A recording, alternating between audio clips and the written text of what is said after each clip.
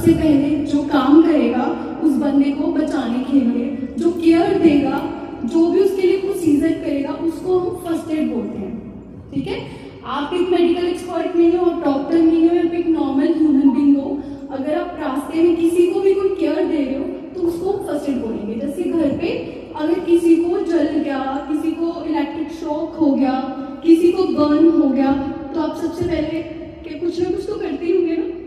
जैसे किसी को बर्न हो गया तो क्या करते हो? पानी डालते हैं, पानी डालते हैं। So that is first aid. ठीक है, जो सबसे पहले आपने केयर दी, तो ये हो गया फर्स्ट एड का डेफिनेशन कि फर्स्ट एड होता क्या है। अभी जो बंदा फर्स्ट एड देता है हम उसको क्या बोलते हैं, क्या बोलेंगे उसको? जो बंदा फर्स्ट एड देगा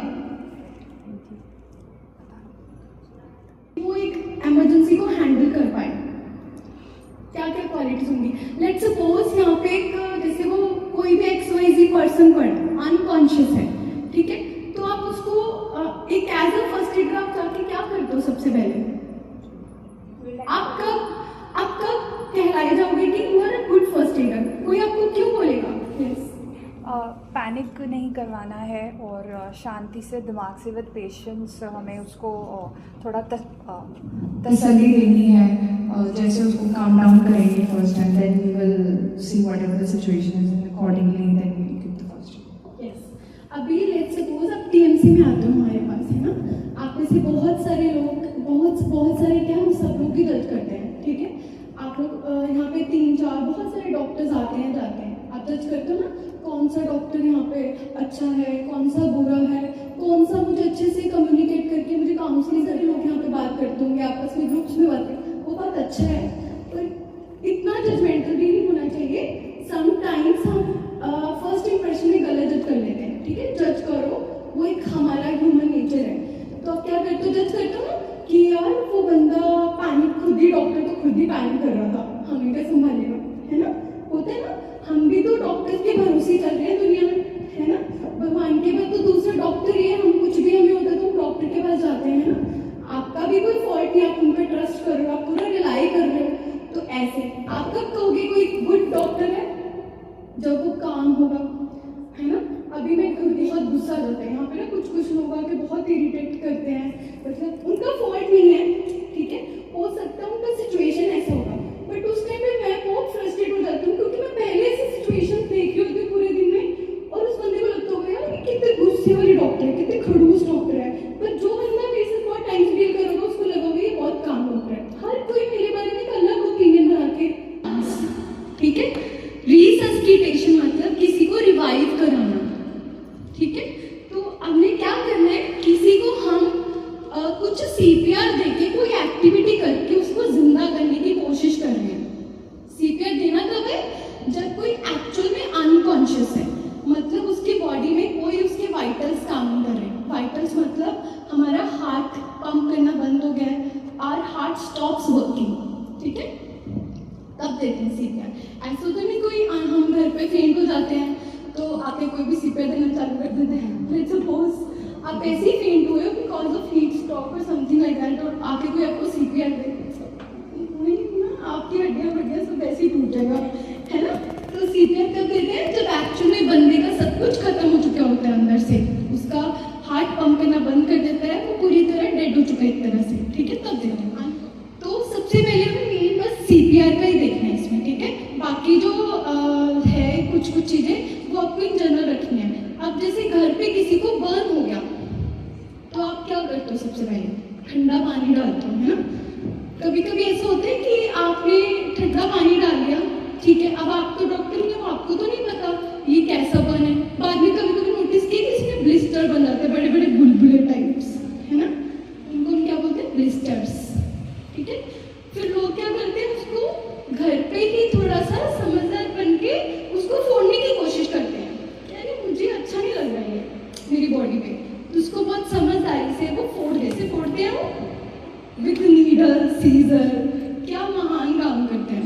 और फिर आते हैं डॉक्टर के पास, जब सारा काम खराब हो गया होता है कि ये तो ऐसे हो गया था और मैंने ऐसे कर लिया, तो प्रॉब्लम किसको हुई उसके बाद?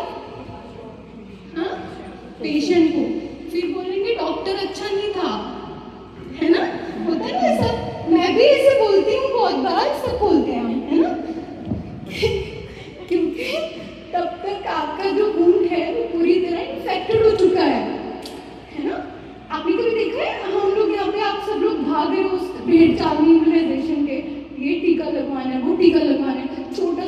कुछ लग गया, टीटी लगा दो। क्यों लगा रहे हो?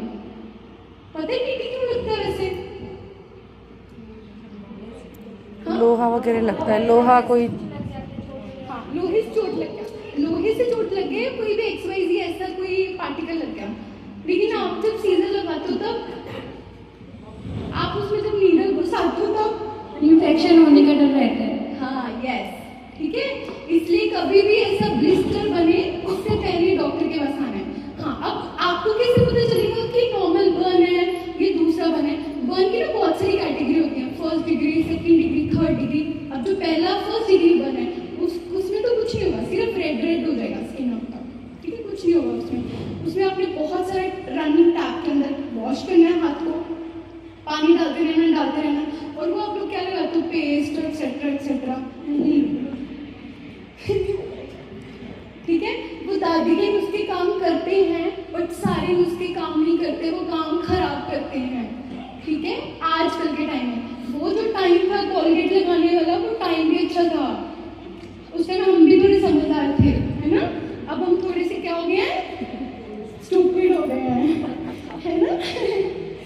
मतलब अभी हमारा जो बॉडी है उतना अच्छा नहीं रह रहा है, उतनी प्योर, मतलब प्योर नहीं रही हैं चीज़ें। हमारे खाने में इम्प्योरिटीज़ हैं, हर चीज़ में इम्प्योरिटीज़ हैं, ठीक है। तो फर्स्ट डिग्री बर्न में आपने हैंड वॉश कर लिया अच्छे से, उस पर डेटॉल लगा सकते हो, ठीक है। उस पर ऑइंटमेंट लगा सकते हो जो एंटीसेप्टिक, जो आपके घर में पड़ी, ठीक है, सिल्वर के नाम से एक होगी, है ना। वो आपको नाम याद आएगा पर उसमें सिल्वर याद रखना बस, सिल्वर एक्सेल्स उसका पूरा नाम, आप वो लगा सकते हो, ठीक है। आप कोई सोफ्रामाइसिन भी लगा सकते हो, फ्यूजिडाम भी लगा सकते हो, जैसे छोटी छोटी हैं, है ना। बर्नोकूल भी लगा सकते हो, बर्नोकील भी लगा, सब एक ही काम करते हैं। आपने उसको एंटीसेप्टिक ही करना है बस। अब डेटॉल भी लगाओगे तो वो ठीक हो जाएगा, बस चलेगा वो थोड़ा उससे, ठीक है। अब सेकेंड डिग्री बर्न में क्या है, आपको लगेगा स्किन आपकी उतर रही है, पील ऑफ हो रही है, ठीक है, या फिर उसमें ब्लिस्टर्स हो रहे हैं, ठीक है। ब्लिस्टर हमेशा सेकेंड या थर्ड डे ऑफ बर्न बनते हैं, वो कभी भी इमीडिएट नहीं आएंगे। तो आप उसमें नहीं कर सकते कि वो फर्स्ट डिग्री बर्न है या वो सेकेंड डिग्री बर्न है, ठीक है। तो आपको you have to wait at least 1 or 2 days after the burn, ठीक है। अभी सेकेंड डिग्री बर्न में आपने क्या किया, आपने डॉक्टर के पास जाना है। जब भी आपको ब्लिस्टर्स दिख रहे हैं या आपको स्किन पील ऑफ दिख रही है, आपने उसी टाइम डॉक्टर के पास जाना है, घर पे खुद का ट्रीटमेंट नहीं करना। हाँ, जो पहले ऑइंटमेंट लगा रहे थे वो लगाते रहना।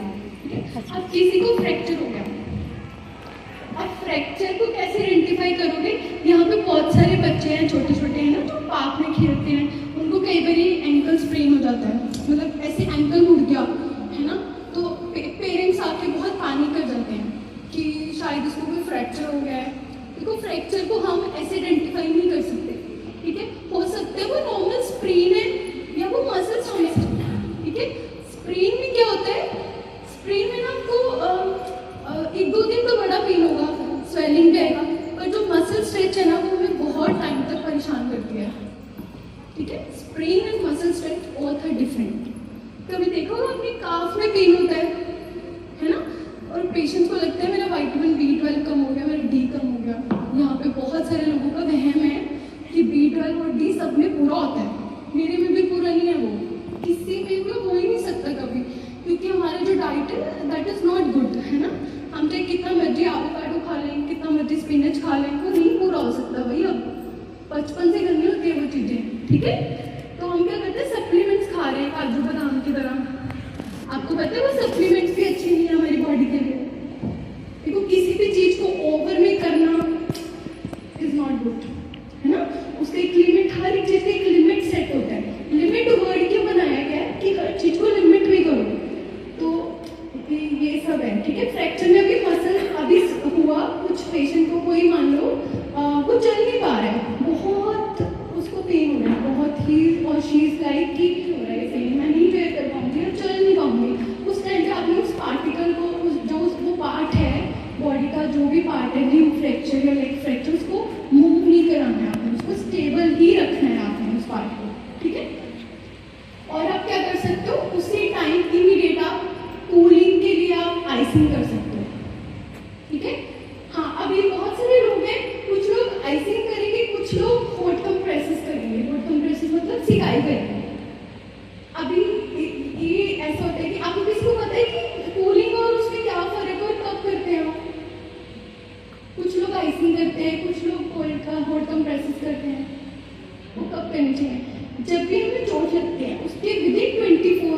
चोट हमें सिर्फ आइसिंग ही करना है, ठीक है। फिर डॉक्टर बाद में, पहले तो डॉक्टर आइसिंग बोलते हैं, आप लोग आपके घर पे बात करते हो, पहले तो डॉक्टर ने आइसिंग बोला, आज डॉक्टर 2 दिन के बाद डॉक्टर ने मैसेज करो, क्या डॉक्टर है यार, कुछ नहीं आता इसको, है ना। लेकिन इसको तो थोड़ा भी आता है, ठीक है। वो क्यों करते हैं, वो इसलिए होता है कि जब हमें चोट लगी है, कहते हैं ना चोट अभी गर्म है, अभी उसको बहुत ऐसे पेरेंट्स बोलते हैं, अभी थोड़े टाइम बाद उसको दर्द, कभी एक्सीडेंट हो जाता है किसी का, अभी तो इंटरनल चोट है, अभी गर्म है, अभी ऐसा है, कुछ कुछ बोलते हैं ऐसी चीज़ें। वो इसलिए आइसिंग की जो ब्लड है इंटरनली कभी कभी क्या होता है, आगे कभी देखा वो बन जाते हैं, धक्के पड़ जाते हैं लाल लाल रंग के, वो क्यों पड़ते हैं, क्योंकि जब इंटरनल ब्लीडिंग होता है, ठीक है, तब ब्रूज बोलते हैं उसको, ब्रूज जिसको हम धब्बा बोलते हैं, ऐसे रेड कलर का सर्कल सा बन जाता है, वो बनता है जब इंटरनल ब्लीड होता है। और जब एक्सटर्नल ब्लीडिंग होगा तो बाहर ब्लड आएगा ही आएगा, ठीक है। इंटरनल जब ब्लीड होता है कभी कभी धब्बा नहीं बनता है, ब्रूज नहीं बनता है, और पेशेंट को स्वेलिंग होने चालू हो जाता है, ठीक है। जो इंटरनल हैमरेज हुआ है वो किसी फॉर्म में तो बाहर आएगा, तभी तो आपको पता चलेगा कि कुछ हुआ है मेरी बॉडी के अंदर। तो आइसिंग इसलिए बोलते हैं विदिन 24 आवर्स, ताकि जो ब्लड है, जो क्लॉट है, वहाँ पे जो ब्लड है नहीं कहीं इंटरनल कुछ हैमरेज ना हो, वहीं पे स्टेबल हो जाए वो ब्लड, वहीं पे क्लॉट हो जाए। अभी जो हमने क्लॉट कराया है, हमने उसको सर्कुलेशन को फास्ट भी तो करना है बाद में, स्वेलिंग को कम करने के लिए हम, क्योंकि अगर वो हैमरेज इंटरनल ब्लीड होगा तो फिर वो बाद में स्वेलिंग की फॉर्म में बाहर आएगा। हमें स्वेलिंग को कम करना है, स्वेलिंग नहीं होने देना, इसलिए हम आइसिंग करते हैं। और जब वो सब खत्म हो गया, 24 आवर्स हो गए, तब हमें सर्कुलेशन को इम्प्रूव कराना है, क्योंकि स्वेलिंग हमने लिमिट कर दी, तो हम इसे पोर्ट कंप्रेसेस करते हैं। समझ गए या ऊपर से चला गया? ठीक है, ज़्यादा उसमें मत जाओ डिटेल में, बस इतने याद रखो विदिन 24 आवर ऑफ चोट हमें आइसिंग कराना, और आफ्टर 24 आवर्स हम वो करा सकते हैं पोर्ट कंप्रेसेस, किसी भी चीज़ से सिलाई कर सकते हैं, ठीक है। और उस टाइम पे ऐसे नहीं करना अपने आप ही, आप उसको किसी की बाजू टूटी है तो उसको सीधा करना, अच्छा मैं देख लेता हूँ एक बार कौन सा बोन टूटा है ना। और फिर क्रच की आवाज़ आई थी, डॉक्टर को आके बड़े शौक से उसने क्रच की आवाज़ आई थी, कैसे जैसे कुछ टूटा हुआ है, आपने उसको और तोड़ दिया उस टाइम पे, पता है आपको उसका नुकसान अनजाने में आपने कर दिया ऑलरेडी। उस टाइम पे उस पार्ट को अपनी मूव नहीं कराना है, नहीं करके देखना है कि उसकी हड्डी टूटी है जुड़ी हुई है, वो डॉक्टर का काम है, अपने आप देखेगा, ठीक है। ये तो हो गया फ्रैक्चर का, बस आपने आइसिंग या वही करना और कुछ नहीं करना आपने उस टाइम पे, और डॉक्टर के पास लेके जाना है। बर्न हो गया, फ्रैक्चर हो गया, अभी किसी को शॉक लग गया तो अब क्या करते हो, बताओ।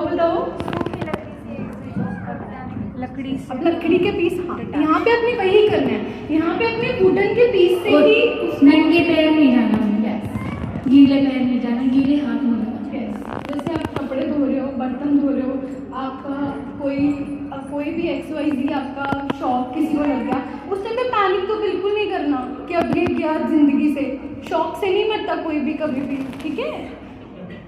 ठीक है, हाँ शौक से कभी किसी को कुछ नहीं होता अनटिल अनलेस वो कोई बहुत बड़ा इलेक्ट्रिक शॉक नहीं है, लाइक वो कितने 1000 वोल्ट लगा हुआ है, इतना 1000 वोल्ट यहाँ पे घरों में नहीं है भाई, वोल्ट्स ही है बस, ठीक है। तो हमेशा एक सेकंड चांस होता है इलेक्ट्रिक शॉक में, तो कभी पैनिक नहीं रहना। आपने सबसे पहले सोर्स को बंद करना, स्विच को बंद करना, उसको हटाने से पहले स्विच बंद करना, ठीक है। या अगर लग रहा है कि कोई ऐसा जगह है जहाँ पे आपको भी खतरा है, तो अपने एम्बुलेंस को कॉल करना। कितनी अच्छी फैसिलिटी आपके पास है ना, हॉस्पिटल में 24 आवर्स डॉक्टर, बहुत बार नहीं भी रहते होंगे डॉक्टर्स, ठीक है, यहाँ पे मोस्टली रहता ही है डॉक्टर्स का वो, ठीक है। तो ठीक है, इतना ही फास्ट देना है, 1 मिनट के अंदर आपने 100 to 120 कंप्रेशंस देने हैं, 100 to 120। कैन यू बिलीव वो कितना ज़्यादा फास्ट करना पड़ेगा आपको, लाइक दिस, ठीक है। 100 to 120 कंप्रेशंस 1 मिनट में जाने चाहिए। और जब भी 30 कंप्रेशंस पूरी हो जाएंगी तो आप उसको माउथ टू माउथ ब्रीथ कर सकते हो, अभी हर कोई तो मुंह नहीं घुसा सकता अपना हर किसी में, तो उस टाइम पे हम क्या करेंगे, आपके पास शर्ट होगा, हैंकी होगा, व्हाटएवर जो भी आपके पास क्लोथ्स हैं, आप उसको रखोगे और फिर अपना मुंह से अपने मुंह में सांस भरोगे लाइक दिस, बहुत बड़ा वाला सांस लाइक दिस, और उसके मुंह में छोड़ोगे ऐसे खोल के, ठीक है, ओके। ये वैसे कोई नहीं करेगा, आप उतना ही कर दो, वही बहुत है। मैं ऐसे प्रैक्टिकल रहूँगी, ज़्यादा वो नहीं बोलूँगी कि हाँ किसी को बचाने के लिए आप अपने आप को हार्म नहीं कर सकते, ऑफ कोर्स, है ना। हमें नहीं पता किसी को पॉइजनिंग की वजह से हुआ है, किसी को कुछ खाने की वजह से हुआ है, किसी को कुछ और हुआ है, वी डोंट नो किसी को कोई प्रॉब्लम है क्या है, तो ये सब कंटेजियस होता है। आप एटलीस्ट CPR तो कर ही सकते हो, है ना। तो प्लीज़ एक दो आके परफॉर्म कर लो, और जो पीछे वाले जिनको नहीं दिखा है वो प्लीज़ आगे आ जाएं अब।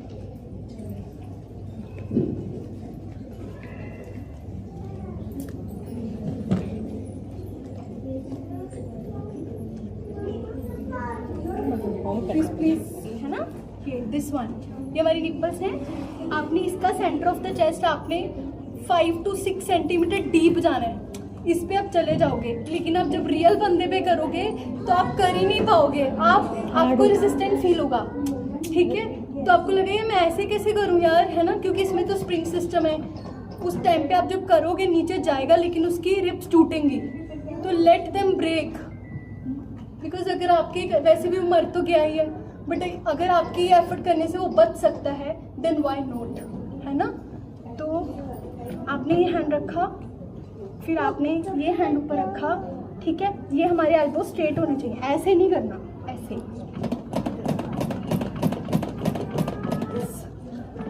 ऐसे भी कर सकते हो, थोड़ी नीचे होकर।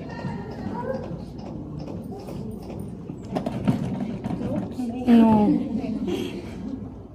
होगा अच्छा, बहुत उधर जा रहे हो, ओके, आप इधर ही रहो, स्टेबल रखो अपने हाथों को। आई थिंक बैठे भी थोड़ा उधर हुआ। पूरा उस टाइम पे लीन हो जाना है बंदे के ऊपर, अच्छा, क्या जाती हो उसके लिए भगवान, ठीक है। Elbow band, elbow band, elbow band, elbow नहीं बैंड, हाँ ऐसे सीधा स्ट्रेट, बस ऐसे ही नीचे जाना पूरा शोल्डर के साथ।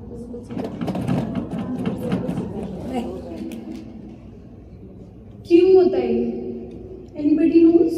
Shading of the uterus lining. Okay, yes, correct, ठीक है। अभी एवरी मंथ हमें पीरियड्स आते हैं, राइट। क्यों आते हैं? क्योंकि हर महीने जो हमारा यूट्रस है वो एक बेबी के लिए बेड बनाता है। हर महीने यूट्रस हमारा एक बेबी के लिए बेड बनाता है। आप इनको कुछ वो layer that is called endometrium, ठीक है। और अगर वो लेयर टूट जाती है, लाइक प्रेगनेंसी नहीं होती, कंसीव नहीं करते हम, तब वो लेयर शेड होती है in the form of blood, जिसको हम मेंस्ट्रुअल ब्लड और मेंस्ट्रुएशन बोलते हैं, ठीक है। मेंस्ट्रुअल ब्लड बेसिकली क्या है, it's a mixture of fluid and tissues in our body. जो वो लेयर है एंडोमेट्रियम जो शेड हो रही है, आपको पता है जो बेबी को प्रेगनेंसी के टाइम पे सपोर्ट कौन करता है, कहाँ पे बेबी पड़ा होता है, उनका भी एक बेड होता है, जैसे हम रोज सोते हैं बेड पे, उनको भी अंदर एक बेड कॉल्ड एंडोमेट्रियम। वो पहले पतली सी होती है, धीरे धीरे वो मोटी होती जाती है, मोटी होती जाती है। हमने कभी देखा कि अल्ट्रासाउंड में हम बोलते हैं कि एंडोमेट्रियल थिकनेस एक वर्ड पढ़ा होगा किसी ने, 4 mm होना चाहिए वो नॉर्मल फीमेल्स के अंदर, इट शुड बी 4 mm, ठीक है। अगर वो 4 mm है तो मतलब इट्स नॉर्मल। अगर उसका थिकनेस बढ़ रहा है तो there is one another reason कि उसको या तो वो प्रेग्नेंट है या फिर उसकी बॉडी में कुछ अनदर इश्यूज है, like fibroid uterus, dermoid cyst और something, a lot of things are there. फिर किसी को PCOD है, ठीक है। तो ऐसी सिचुएशन में हमारा जो एंडोमेट्रियम लाइनिंग है उसका थिकनेस इंक्रीज हो जाता है, ठीक है। तो ये हो गया कि यूट्रस ने बेड बनाया था बेबी के लिए, बट अगर वो प्रेग्नेंट नहीं है पेशेंट तो वो बेड टूट जाता है, वो लेयर टूट जाती है in the form of menstrual blood, that is called menstruation. अभी कितना पूरा लाइफ टाइम में आपको क्या लगता है कि हमारा कितना ब्लड लॉस होता है ड्यूरिंग द मेंस्ट्रुएशन? कितना लॉस होता है? एंटायर हमारी लाइफ में 400 to 500 पीरियड्स आते हैं। These are the surprising facts. 400 to 500 periods आते हैं हमारी पूरी लाइफ में, और हमारा ब्लड लॉस कितना होता है 30 to 80 ml, 2 to 6 tablespoon we can say, ठीक है। और हमारा जो मेंस्ट्रुएशन होता है उसमें 2 फेजेस होते हैं, एक तो होता है मेनार्के, एक होता है मेनोपॉज। और मेनार्के क्या होता है?